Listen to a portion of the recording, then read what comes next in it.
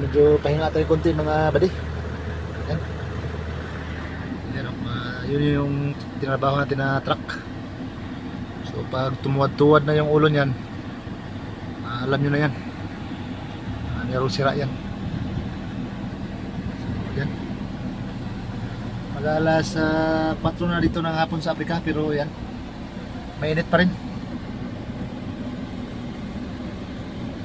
So i-observe natin yung ano na yan, yung truck na yan, kung tataas ba yung temperature, kasi napumutok na hose dyan sa tubig.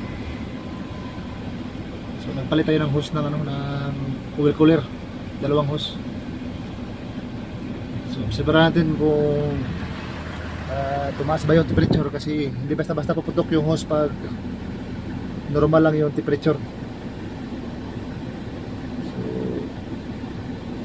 pag pumutok yung hose, so isa sa titingnan natin dyan, yung temperature baka tumaas.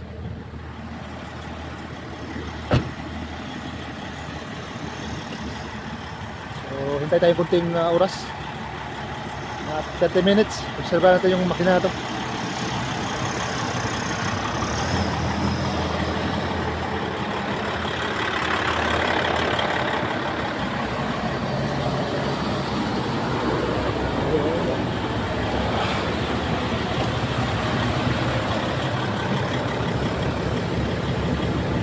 Pag bulwak-bulwak yung tubig dyan, wala.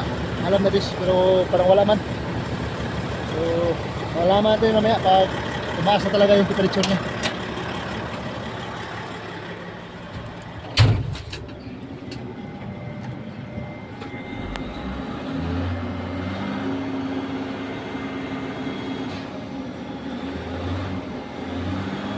Ay, initin natin para yung thermostat ay gumalaw.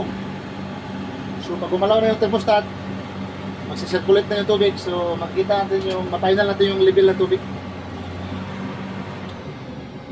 Yun lang yung ano dito, trabaho. Kunting kalikot lang, pira na. Minsan naman, merong ano, malaki trabaho.